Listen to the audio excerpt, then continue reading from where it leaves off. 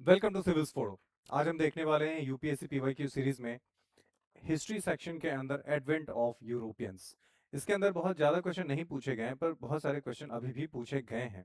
और उन सारे क्वेश्चंस में से कुछ थीम्स हैं जो इम्पोर्टेंट हैं। राइट, कि उन्होंने फैक्ट्रीज कहाँ कहाँ बनाई पहले। राइट, पहले कौन सी चीज़, कोई अगर पोर्चुगीज कुछ लेके आए हैं बाहर से, कुछ इंट्रोड्यूस किया है, ये सब। अगर वो आए हैं तो उससे क्या क्या चेंजेस आई थी इंडियन सोसाइटी में, इंडियन पॉलिटिक्स में, गवर्नेंस में, उससे चीज़ें रिलेटेड क्वेश्चन आपको पूछे जाएंगे। डायरेक्ट पॉलिटिक्स से नहीं, पर अगर कोई इंफ्रास्ट्रक्चर कहीं बिल्डअप हुआ है तो वो पूछा जाएगा। कोई टाउन स्टैब्लिश किया गया है वो पूछा जाएगा। ये सारी चीज़ें पूछी जाती हैं। राइट, तो पार्ट वन ऑलरेडी डन है, वो आप देख सकते हैं। Part two is here in front of you. ठीक है, इसके अंदर पहला क्वेश्चन देखते हैं। And the first question is, who among the following assume the title of Nizamul Mulk Asaf Jah. ठीक है, to set himself as an independent ruler within his base in Hyderabad. Right, कौन था? ठीक है, so who among the following assume the title, एक title है निजामुल मुल्क असफ जाह। इनमें से कौन है? बहादुर शाह, करतलब खान, अली वर्दी खान एंड चीन किलीच खान। एंड बहादुर शाह तो ऑब्वियसली हमने पढ़ लिया। सो द आंसर इज चीन किलीच खान। पर इससे रिलेटेड कुछ इंपॉर्टेंट इंफॉर्मेशन है जो आपको ध्यान में रखना चाहिए, and these things are here. सबसे पहले निजामुल मुल्क जो है उसका मतलब होता है गवर्नर ऑफ द किंगडम। ठीक है, वो गवर्नर का पोस्ट है निजामुल मुल्क। ठीक है, इसका मतलब है कि हैदराबाद का जो निजामुल मुल्क होगा वो किसी न किसी गवर्नमेंट के अंदर होगा। सो ऑब्वियसली वो मुगल के अंदर होगा। राइट, उसके बाद है चीन किलीच खान असफ जहां, जिसको कहते हैं मुगल एम्पायर मोहम्मद शाह के अंदर था वो। Right, and declared independence from Mughal and founded Hyderabad state in 1724। Founded Hyderabad state, इसका मतलब ये नहीं कि हैदराबाद उसके पहले था नहीं। इसने एक नया स्टेट, क्योंकि स्टेट जैसे 1947 में इंडियन स्टेट बना। ठीक है, अब कुछ लोग ये समझते हैं कि इंडियन स्टेट बना 1947 में, तो उसका मतलब पहले से इंडिया था ही नहीं। Right, so this is just very ignorant statement. India was there, Indian state came into being, मतलब एक नया पॉलिटिकल स्ट्रक्चर बन गया। राइट, उसी तरीके से यहाँ पे हैदराबाद ऑलरेडी है, पर हैदराबाद स्टेट फाउंड किया चीन किलिच खान ने। इसका मतलब है कि नया स्टेट फॉर्म हुआ, अब नए रूल्स होंगे, नया किंग होगा, नया गवर्नर होगा। राइट, और क्योंकि ये इसने इंडिपेंडेंस डिक्लेयर किया मुगल एम्पायर मोहम्मद शाह से, अब ये मुगल एम्पायर से कनेक्टेड नहीं है, ये फ्री हो चुका है। सो अब ये नया स्टेट बना दिया। इसका मतलब Hyderabad is there, state has changed. Right, इसका मतलब government has changed. So Hyderabad state was formed in 1724। It was done by Chin Qilich Khan. ठीक है, अब कुछ और इंपॉर्टेंट बातें आती हैं कि अलीवर्दी खान किससे रिलेटेड है, तो नवाब ऑफ बंगाल है अलीवर्दी खान। बहादुर शाह मुगल एम्पायर है। ठीक है, जो रियल नेम जिसका है prince Muazzam, son of Aurangzeb Bahadur Shah. And Kartalab Khan जो है अगेन ये बंगाल से रिलेटेड है। तो कुछ बंगाल से रिलेटेड नाम यहाँ पे दिए गए हैं, और जो भी इंपॉर्टेंट पॉइंट्स थे उसी पे या तो मुगल पहले अपना कंट्रोल स्टैब्लिश करता है, या फिर जब ब्रिटिश आते हैं तो वो भी कुछ इंपॉर्टेंट पॉइंट्स होते हैं वहां पे वो रूल अपना स्टैब्लिश करना चाहते हैं। बिकॉज ट्रेडिंग पॉइंट्स, पैसा, पैसा इज द मेन थिंग, तो उनको पैसा चाहिए। पैसे पे वो ध्यान देंगे। राइट, जो भी ट्रेडिंग पॉइंट्स होंगे वहां पे वो लोग पहले कब्जा करना चाहेंगे। Right, so this is it. आगे चलते हैं, सेकंड क्वेश्चन देखते हैं। Who was the first Nawab Wazir of Awadh in 18th century? Nawab Safdarjung, not Safdarjung, Safdarjung, Nawab Sadat Ali Khan, Nawab Sujaud-Dawla, Nawab Sadat Khan। ठीक है, now इसमें चार नाम हैं, जिसमें से एक दो तीन तीन नाम तो सिर्फ अवध से ही जुड़े हुए हैं। Let's see, Nawab Saadat Khan is the guy who founded Awadh. ठीक है, अब फाउंडेड अवध का मतलब फिर अगेन ये नहीं कि इसका मतलब है कि अवध पहले था ही नहीं। Awadh was there, only governance changed, के गवर्नमेंट चेंज, जो रूल कर रहा था, जो नवाब था वो बदल गया। अवध, इनका कहने का मतलब है Awadh was founded, new state was founded. ठीक है, अवध, नवाब Saadat Khan appointed as the Subedar of Awadh in 1772, first Nawab Wazir of Awadh। 1772 में ये नवाब बनता है अवध का। ठीक है, और first Nawab Wazir of Awadh, वजीर, नवाब वजीर यानी कि मुगल के अंदर में फर्स्ट नवाब वजीर बनता है ये 1772 में। सफदरजंग सेकंड नवाब, अवध का ही सन इन लॉ है सादत खान का। और सुजाउ दौला तो नवाब ऑफ अवध बनता है बैटल ऑफ बक्सर के टाइम पे, सुजाउ दौला। ठीक है, क्योंकि यही जाता है नवाब ऑफ अवध की तरफ से लड़ाई करने बैटल ऑफ बक्सर में। तीन नाम इससे रिलेटेड है। ठीक है, सफदरजंग, सुजाउद्दौला, नवाब सादत खान। एक और क्या बच गया? सारे आ गए इसी में। ठीक है, Nawab Saadat Khan appointed as the subedar. ठीक है, ये सारे हो गए। So who is the Saadat Khan? Nawab Saadat Khan is the answer. ठीक है, Saadat Khan was the first person who was chosen as the Nawab Wazir of in the 18th century, यानी कि 1722 1772 1772 में ये बन जाते हैं, right? So Saadat Ali Khan 1984 signed subsidiary alliance with the British. अब एक सवाल यहाँ पे ये आता है कि अक्सर पूछा जाता है कि अवध ने डॉक्ट्रिन ऑफ लैप्स के अंदर अवध को एनेक्स किया गया था या सब्सिडियरी अलायंस के अगेंस्ट, सब्सिडियरी अलायंस के अंदर एनेक्स किया गया था। सो द पॉइंट इज कि अवध को डॉक्ट्रिन ऑफ लैप्स नहीं, सब्सिडियरी अलायंस के अंडर एनेक्स किया जाता है, राइट? और वो बहुत बड़ा रीजन बनता है 1857 1857 का 1857 की जो लड़ाई होती है, उसमें वो एक बड़ा सा रीजन बनता है कि क्यों उसको अनेक्स कर लेते हैं British, right? So that was also a big point. So subsidy alliance sign होता है ये 1798 में। 1798 से 1814 में सादत अली खान, और इसी का यही इंसान है जो सब्सिडी अलायंस साइन करता है ब्रिटिश के साथ। ठीक है, अवध का फर्स्ट बंदा जो है वो सादत खान है, बंगाल का फर्स्ट बंदा मुर्शीद कुली खान है, हैदराबाद का फर्स्ट बंदा अशरफ जा जो किलीच खान है। ठीक है, ये कुछ नाम आपको ध्यान रखना है, जो कि नवाब है, जो जो मुगल अपॉइंटेड नवाब है। ठीक है, उसके पहले तो ऑब्वियसली रहे ही होंगे, ऐसा थोड़ा है कि इसके पहले अवध ही नहीं था, ऐसा तो है नहीं। विच of the following crops was introduced by the Portuguese in India? अब एक तो क्रॉप्स के ऊपर इंडिया में पूछा गया है, और इसके पहले यूपीएससी ने भी ये क्वेश्चन पूछ रखा है, not exactly similar, not exactly same but similar question. ठीक है, ओपियम, बीटल लीफ, कॉफी। अब देखो इसमें चिली जो है वो पोर्चुगीज लेके आते हैं, कॉफी भी बाहर से आता है, opium and betel leaf already India में होता है। ठीक है, सो चिली पोर्चुगीज लेके आते हैं, और वो भी अमेरिका से लेके आते हैं। ठीक है, यूरोप में नहीं होता ये। कॉफी बाबा बुदान लेके आता है यमन से, एंड पोर्चुगीज इंट्रोड्यूस्ड ये सारी चीजें, chilli, potato, tomato, tobacco, pineapple and cashew, काजू। ठीक है, अनानास, खैनी, टमाटर, आलू एंड मिर्च, ये सारी चीजें पोर्चुगीज लेके आते हैं इंडिया में। ठीक है, ये सब चीजें आप नोट कर सकते हो। Where did the French East India Company first establish its factory in India? Calicut, Pondicherry, सूरत, मसूलीपट्टनम। ठीक है, तो इनमें से कहाँ पे फ्रेंच जो है वो फर्स्ट अपनी फैक्ट्री लगाते हैं? और इस पे बहुत बार क्वेश्चन पूछा जा चुका है, ये एक्चुअली है एनडीए का, पर ये फर्स्ट फैक्ट्री से आप स्टेट पीसीएस में भी आप क्वेश्चन देख सकते हो, यूपीएससी में भी देख सकते हो, एनडीए सीडीएस हर जगह क्वेश्चन पूछे जाते हैं। ठीक है, सो फ्रेंच की first, French East India company की जो लास्ट, ये जो लास्ट यूरोपियन था आने में, इंडिया में जो आते हैं उसमें पोर्चुगीज सबसे पहले आते हैं। ठीक है, उसके बाद आते हैं पोर्चुगीज, उसके बाद आते हैं डच, इंग्लिश, डेन्स मतलब नीदरलैंड वाले, नीदरलैंड वाले, एंड लास्ट में आता है फ्रेंच। ठीक है, ये ऑर्डर भी ध्यान रखना बहुत जरूरी है, क्योंकि इससे भी क्वेश्चन पूछे जा सकते हैं। पोर्चुगीज। ठीक है, सो फर्स्ट फैक्ट्री इनकी बनती है सूरत में 1668 में। ठीक है, फ्रैंकोइस कैरन, फ्रैंकोइस कैरन ये गाय, यही बंदा है जो जनरल है, उसका मिलिट्री जनरल है, और इसी ने एस्टैब्लिश किया फर्स्ट फैक्ट्री एट सूरत 1668। सेकंड फैक्ट्री बनता है मसूलीपट्टनम। तो इसमें लोगों को कभी कभी कंफ्यूजन हो जाती है, क्योंकि कुछ बुक्स जो है मसूलीपट्टनम को पहले लिख देते हैं, तो उसकी वजह से भी कंफ्यूजन होती है। But the real answer is 1668 में सूरत में इनकी पहली फैक्ट्री बनती है, सेकंड इज मसूलीपट्टनम। ठीक है, अच्छा, पोर्चुगीज 1498 में आते हैं, कालीकट में अपनी फैक्ट्री लगाते हैं 1500 में। ठीक है, ये फर्स्ट फैक्ट्री मैं यहाँ पे सब बना दिया हूँ, यहाँ पे मैं लिख देता हूँ फर्स्ट फैक्ट्री। ठीक है, ये ईयर हो गया जब वो आते हैं, ईयर ऑफ एंट्री। ठीक है, तो पोर्चुगीज 1498 में आते हैं, कालीकट में फर्स्ट फैक्ट्री लगाते हैं 1500 में, डच सेकंड नंबर पे आते हैं, और मसूली ब्रिटिश आते हैं पहले, पर इनकी फैक्ट्री नहीं लगती।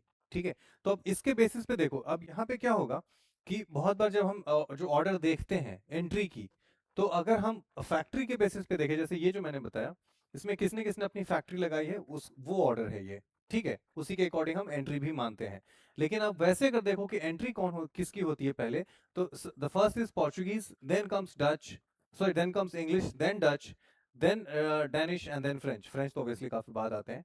पर इन दोनों में फ्लिप हो जाता है, लेकिन यहाँ इंग्लिश पहले आए हैं पर इनकी फैक्ट्री बाद में लगती है। ठीक है, तो 1602 में मसूलीपट्टनम में लगाएगा अपना डच भैया। ठीक है, 1605 में, ठीक है, 100 साल बाद, पोर्चुगीज के 100 साल बाद लगती है इनकी फैक्ट्री, राइट। यानी कि अभी 100 साल तक Portuguese are ruling there, Goa वगैरह का जो एरिया है वो सारा वो लोग रूल कर रहे हैं अभी। ठीक है, उसके बाद इंग्लिश आते हैं 1600 में, मसूलीपट्टनम में लगाते हैं पहली, 1611 में सूरत में लगाते हैं। मतलब ये टेम्पररी होता है, मसूलीपट्टनम का जो इनकी फैक्ट्री है दैट इज टेम्पररी। सूरत में जो लगाते हैं ये इनकी परमानेंट फैक्ट्री होती है जो लगती है 1613 में। ठीक है, तो ये चीज भी आपको ध्यान रखना है कि इनकी मसूलीपट्टनम में जो फैक्ट्री है दैट इज टेम्पररी। तो इसलिए ब्रिटिश का जो फर्स्ट फैक्ट्री है अगर ये सिर्फ पूछा जाए, सो विच इज मसूलीपट्टनम, पर इनकी फर्स्ट परमानेंट फैक्ट्री लगती है सूरत में। ठीक है, जो फ्रेंच का उल्टा है, फ्रेंच पहले सूरत में लगाते हैं देन मसूलीपट्टनम में। डैनिश जो है वो ट्रांकेबार में लगाते हैं। ये अभी जो हम 16 सॉरी बीपीएससी का भी क्वेश्चन हम कर रहे थे उसमें भी देखा है हमने कि ये क्वेश्चन पूछे जाते हैं। सो डैनिश में, सो डैनिश जो लोग आते हैं वो 1616 में आते हैं, ट्रांकेबार में लगाते हैं 1620 में, इनकी फर्स्ट फैक्ट्री होती है। और अगेन फ्रेंच लोग सूरत में लगाते हैं 1668 में। इससे हमें क्या समझ में आ रहा है कि western coast and eastern coast, Surat and Masulipatnam, ये दो पॉइंट्स जो है जहां से ट्रेड बहुत ज्यादा हो रहा है। ठीक है, और इसीलिए ये जब आते हैं तो ऑब्वियसली अपनी ट्रेडिंग पोर्ट्स के पास ही अपनी फैक्ट्री लगाएंगे। फैक्ट्री का मतलब ये नहीं कि वहां पे कोई कुछ प्रोडक्शन हो रहा है, फैक्ट्री का मतलब कि वहां पे ला करके अपनी जो चीजें ये खरीदते हैं वहां पे एक स्टोर हाउस है वहां पे जमा करेंगे। ठीक है, और वहां पे जमा करते करते फिर वहां से अपना या तो वो एक्सपोर्ट करेंगे, तो उसके लिए वहां पे एक स्टोर हाउस जैसा है। लेकिन धीरे धीरे फिर उसको फोर्टिफिकेशन करेंगे बचाने के लिए कि कोई आके लूट लेगा ऐसे। फिर मुगल से वो परमिशन लेते हैं, फिर फोर्टिफिकेशन करते हैं और फिर अंदर अंदर अपनी जो कारनामे हैं वो करते हैं। ठीक है, उसके बाद वो उसको उसके अंदर अपने लोग बढ़ाएंगे, आर्म्स एम्यूनिशन बढ़ाएंगे, राइट, और फिर वहां से अटैक करना स्टार्ट करेंगे। So this is their plan, right. So ये आप ऑर्डर बहुत जरूरी है जो आप ध्यान रख सकते हैं। ठीक है, नेक्स्ट है The place of English East India Company settlement in Madras was known as, Madras में जो इंग्लिश था उसको क्या कहते हैं, फोर्ट सेंट जॉर्ज। ठीक है, और आई गेस ये मद्रास हाई कोर्ट जो है वो उसी बिल्डिंग में है, right. So this is 17th fort saint George, headquarter of English East India company, south India में, इस्टेब्लिश 1644 में। फर्स्ट फोर्ट विलियम 1696 में कोलकाता में लगता है। एलिफिंस्टन सर्कल, ये सारे ऑप्शन में ही, एलिफिंस्टन सर्कल बॉम्बे में है, and marble palace again Kolkata में है, right. So these are some important points जो आप नोट कर सकते हैं। नेक्स्ट है, in which of the following places the Dutch established their trading centre in India. ठीक है, अब यहाँ पे देखो तो अगर आपने पूरा ढंग से नहीं अगर ध्यान किया इसमें, सो यू विल फील कि डच जो है वो पटना में तो ऑब्वियसली आते हैं, सो सी शुड बी द आंसर। पर डच एक्चुअली इन सारे जगहों पे ही अपना ट्रेडिंग पोर्ट लगाते हैं, विच इज नागापत्तिनम, चिंसू, ये बंगाल में है। ठीक है, मछलीपट्टनम यानी मसूलीपट्टनम, मछलीपट्टनम सेम थिंग है। सूरत अगेन गुजरात हो गया, भरूच भी वहीं हो गया, आगरा सेंटर में हो गया, कोचिन एंड ये मालाबार कोस्ट पे हो गया, अहमदाबाद, सूरत, भरूच, ये सब एक साथ हो गए, पटना यहाँ। So actually all of the above, all of the above जो है वो उसका करेक्ट आंसर है। यानी कि डच जो है वो ऑलमोस्ट सारे जगह पे ही अपनी फैक्ट्री लगाते हैं, right. Next, who among the following was the founder of the Awadh kingdom in the 18th century. Again वो क्वेश्चन रिपीट हो रहा है फिर से, एनडीए का क्वेश्चन आ गया। एंड किलीच खान कहाँ है? मुर्शीद कुली खान, अलीवर्दी, सादत खान। सादत खान इज द गाय जिसने, सॉरी अवध का है वो, हैदराबाद का नहीं, अवध का। तो अवध का हमने देख लिया, जो इंपॉर्टेंट नोट हमने किया था वो चीज यहाँ पे हमारे पास आ चुकी है। Saadat Khan was the guy who established Awadh. Match list 1 2 and select the correct answer using the first Carnatic War ended by Treaty of Paris, third Carnatic War, second Carnatic War, first Mysore War, Treaty of sorry ended by Treaty of Aix-la-Chapelle। अब इससे related कुछ important information देखो, क्योंकि ये जो treaties हैं वो important है, और वो सिर्फ ये क्वेश्चन आई थिंक सीडीएस या एनडीए में पूछेंगे, यूपीपीसीएस में पूछा गया है। पर ऐसे क्वेश्चन आपको यूपीएससी में भी देखने को मिल सकते हैं जिसमें अरेंज करने को पड़ सकता है, मैच करने को पड़ सकता है, right. So this is Carnatic Wars. Carnatic Wars जो है वो इंग्लिश एंड फ्रेंच के बीच में होता है, ठीक है। सो फर्स्ट कार्नेटिक वॉर जो है ट्रीटी ऑफ एक्सला-चैपल से ये सलट जाता है, ठीक है, 1746-48। सेकेंड कार्नेटिक वॉर 54 तक चलेगा, treaty of Pondicherry. Third Carnatic war treaty of Paris, जो कि पेरिस में। अब ये जो वॉर्स हैं जो लड़ाइयाँ हैं, जो फर्स्ट है, ठीक है, ये यूरोप में ऑलरेडी लड़ रहे होते हैं एक दूसरे से, उसी का एक्सटेंशन होता है इंडिया में, क्योंकि ऑब्वियसली इंडिया में भी उनकी फैक्ट्रीज होती है, उनका इंटरेस्ट होता है, तो वो यहाँ पे भी लड़ते हैं, राइट। सो ये उस तरह की चीजें हैं। तो फर्स्ट कार्नाटिक वॉर आपको देखने को मिलेगा जिसका सेटलमेंट होता है treaty of Aix-la-Chapelle, second होता है treaty of Pondicherry, and third होता है treaty of Paris.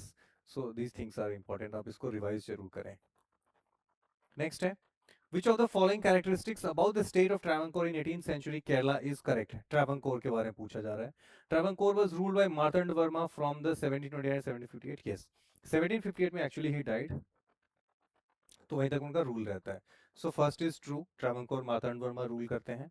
Travancore built a strong army and defeated Dutch in 1740, जिसको Battle of Colachel भी कहते हैं। So ये बहुत ही significant है क्योंकि first time जो यूरोपियंस आए थे उसको इंडियंस ने हराया था।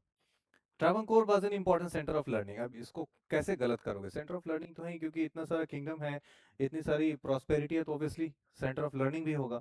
सो ये इसका आंसर होगा 1 2 3, ठीक है, तीनों। अब इसके बारे में कुछ इंपॉर्टेंट चीजें देख लो। अनिजाम थिरुमल मार्तंड वर्मा, ये इनका पूरा नाम है, एटी मारन वर्मा, यानी Anizham Thirunal Marthanda Varma. Maker of modern Travancore भी इनको कहा जाता है। रूलर ऑफ ट्रावनकोर फ्रॉम 1729-58, यहाँ पे इनकी डेथ हो जाती है। बैटल ऑफ कोलाचल 78-48 में डिफीटेड डच, डच को हराते हैं, ठीक है। सो ये कुछ इंपॉर्टेंट चीज है जो ट्रावनकोर के बारे में है, और इससे हमें बार बार पता चलेगा कि कैसे क्वेश्चंस पूछे जा रहे हैं, क्योंकि क्वेश्चंस बार बार रिपीट हो रहे हैं, ठीक है। नेक्स्ट है, consider the following statements about the early modern technology in India, ठीक है। The Portuguese brought European movable metal types, European movable metal types, ये प्रिंटिंग प्रेस की बात हो रही है, ठीक है, प्रिंटिंग प्रेस, प्रिंटिंग प्रेस की बात हो रही है। The first Indian script in which of which types were prepared was Tamil, so that is true. Tamil जो लैंग्वेज है उसी के ऊपर टाइप्स बनाए जाते हैं। The English company was first experiment. English company's first experiment with printing press was at Calcutta. Calcutta नहीं, बॉम्बे, ये गलत है। बॉम्बे में ये एक्सपेरिमेंट करते हैं। The English company imported printing press to India in 1674-75 at the request of Bhimji Parakh. ये सही है, ये सही है, ये गलत है। सो थर्ड आई थिंक सिर्फ निकल जाएगा 1 2 4, 1 2 4 इज द राइट आंसर, ठीक है। अब इससे रिलेटेड कुछ इंपॉर्टेंट चीजें होंगी जो आप नोट कर सकते हैं। प्रिंटिंग प्रेस पोर्चुगीज एक्चुअली लेके आते हैं, पोर्चुगीज मिशनरीज लेके आते हैं बाइबल प्रिंट करने के लिए, ठीक है। इनका मेन काम होता है बाइबल प्रिंट करना, क्योंकि लोगों को कन्वर्ट करना is very important. Conversion is actually very important, क्योंकि जब भी एक नया स्टेट फॉर्म होगा तो लोगों के अंदर आपको आपकी अथॉरिटी होनी चाहिए, आपकी अपनी अथॉरिटी होनी चाहिए, क्योंकि अब नए जगह पे जब आप जाएंगे तो वहां पे लोगों की अथॉरिटी जो उनके कल्चर के प्रति है, उनके अपने किंग्स हैं, तो उनका अपना रिलीजन है, अब उसको हटा के, वो अथॉरिटी हटा के आप अपनी अथॉरिटी जब स्टैब्लिश करेंगे, then only they can be your part, ठीक है, वो आपसे जुड़ सकते हैं। इसलिए कन्वर्जन इज वेरी इंपॉर्टेंट। जब भी कॉलोनियलिज्म होगा, ठीक है, इंपीरियलिज्म होगा, चाहे वो इस्लामिक हो चाहे वो क्रिश्चियन हो, उसमें कन्वर्जन इज फंडामेंटल, वो होना ही है, राइट। सो इसलिए वो प्रिंटिंग प्रेस लेके आते हैं। Brought the printing press to Goa in 1550, ठीक है, गोवा में लेके आते हैं। तमिल लैंग्वेज को फर्स्ट टाइम किया जाता है, right. And the first printing press was press by British is used in Bombay. So इसलिए 1 2 4 इसका राइट आंसर हो जाएगा, राइट। नेक्स्ट देखते हैं, which of the following statements about the penetration of English into Bengal are correct? Job Charnock arrived at Sutanuti in August 1690 and laid the foundation of Calcutta, which later became the heart of British India. ये तो सही है। The French East India Company built a fort near William Fort William के पास। अब देखो कि इसमें एक बड़ी इंटरेस्टिंग चीज है कि पहला तो सही है कि जॉब चार्नोक जो है वो स्टैब्लिश करता है, एक्चुअली कलकत्ता को इसको फाउंडर ही कहा जाता है। पर सेकंड स्टेटमेंट देखो तो फ्रेंच और ब्रिटिश जो है यहाँ पे लड़ाई कर रहे हैं। अभी हमने जस्ट कर्नाटिक वॉर्स देखा, और यहाँ पे फोर्ट विलियम जो है वो ब्रिटिश ने एस्टैब्लिश किया, तो उसके पास फ्रेंच कैसे लगाएगा, लड़ाई होगी, तो इसलिए ये लोग यहाँ पे नहीं लगाएंगे, और ये वाला सही होगा। सो ओनली वन इसका राइट आंसर होगा, ठीक है। कलकत्ता वॉज स्टैब्लिश इन 1686, ये डेट आपको ध्यान रखना। अगेन इसका मतलब ये नहीं है कि कोलकाता इसके पहले नहीं था। ये स्टेटमेंट पढ़ने के बाद बहुत सारे लोग इसका गलत इंटरप्रिटेशन करते हैं कि Kolkata was not there before this date. Kolkata was there, पर उसका रूलर चेंज हो गया। उन्होंने बहुत ही स्मार्टली लिख दिया कोलकाता वाज स्टैब्लिश्ड, क्योंकि उनको लगता था कि इसके पहले जो लोग थे वो बड़ी ही नेटिव थे, ठीक है, बहुत ही प्रिमिटिव थे। तो अगर ऐसा ही था तो ये लोग करने क्या आए थे, है ना। इंडिया, जब ब्रिटिश आए थे इंडिया में 1600 में, उस समय इंडिया का जो वर्ल्ड ज्योग्राफी में, सॉरी नॉट वर्ल्ड, जीडीपी में जो कंट्रीब्यूशन था विच वाज 25%, 1/4। और सिमिलर ही कंट्रीब्यूशन था चाइना का भी, 25% ऑलमोस्ट। ठीक है, आधी जो वेल्थ है पूरी दुनिया की, वो सिर्फ दो कंट्री के पास है, इंडिया एंड चाइना। ठीक है, और बाकी में पूरी दुनिया है। तो आप बाकी सोचो कि ये यूरोप वाले, इंग्लैंड वाले जब अगर इंडिया नहीं आते तो अभी तक वो आलू बर्गर में वो आलू ही खा रहे होते। ठीक है, सो दिस इज द सिनेरियो। अब इसके अंदर जॉब चार्नोक आएगा और agent of east India company arrived in the village, और 3 विलेज वो लीज पे लेता है। कालीकट, ठीक है, वो कालीकट नहीं, कालीकट ये दूसरा है, गोविंदपुर एंड सुतानुती। और इसी सबको, यही कालीकट आके काली कोलकाता बन जाता है। ठीक है, और इसी में 1772 में Kolkata was announce the capital of British India. ठीक है, क्योंकि वही है हब ऑफ द बिजनेस, जिसलिए कलकत्ता, इसकी वजह से कोलकाता को हब ऑफ, सॉरी, कैपिटल घोषित किया जाएगा ब्रिटिश इंडिया का। ठीक है, फिर 1912 में यहाँ से लेकर के 1912 तक कोलकाता रहेगा, फिर दिल्ली शिफ्ट हो जाएगा, और दिल्ली जब से शिफ्ट हुआ तब से तो अभी दिल्ली ही है। Right, next. इस तो इसका आंसर हमने कर लिया क्या? यस, इसका आंसर हमने कर लिया फर्स्ट। नेक्स्ट है फ्रेंच ईस्ट इंडिया कंपनी। ये लुइस 14 है, ये तो नाम ही याद रखना है, कुछ नहीं। लुइस 14 वाज द गाय जब French East India company establish की गई थी। ठीक है, French East India company was establish in the year 1664। ठीक है, king Louis 14 financial minister, finance minister था वो किंग लुइस का। ठीक है, कॉलबर्ट जिसका नाम है फाइनेंस मिनिस्टर का, उसी ने स्टैब्लिश किया था French East India Company. Right, so जो फ्रेंच ईस्ट इंडिया कंपनी है वो created and funded by the state, French state, France में। वही लोग फंड करते हैं और उसको स्टैब्लिश भी करते हैं, फंड भी करते हैं, और भेजते हैं उनके लोगों को यहाँ पे बिजनेस के लिए, सो कॉल्ड बिजनेस। ठीक है, बिजनेस के नाम पे फिर बहुत सारा कुछ होता है यहाँ पे, we all know this. So this was it, हमने ये देखा एडवेंट ऑफ यूरोपियंस। ठीक है, अब राइज एंड प्रोग्रेस, और जो भी कह सकते हैं वो, राइज ऑफ यूरोपियंस देखेंगे, या फिर British, not Europeans, actually advent पे हो जाता है, क्योंकि अब इसके बाद ब्रिटिश ही सरवाइव करेगा, बाकी सारे लोग चले जाएंगे। ठीक है, सो ब्रिटिश सरवाइव करेगा, तो राइज ऑफ ब्रिटिश देखेंगे, उसके अंदर फिर अलग अलग बैटल्स होंगे। वो मराठा से लड़ेगा, वो बंगाल 1757 करेगा, बैटल ऑफ बक्सर करेगा। ठीक है, मैसूर से लड़ेगा, हैदराबाद से लड़ेगा, सबसे लड़ेगा, पंजाब से लड़ेगा। ठीक है, सबको एनेक्स करेगा, क्या क्या मेथड्स यूज करता है, वो सारे कुछ अब नेक्स्ट चैप्टर में आएंगे। So next chapter again is very important, और उसके अंदर हम कुछ इंपॉर्टेंट चीजें देखेंगे, and with that for that chapter I am signing off here. See you in the next video, bye bye.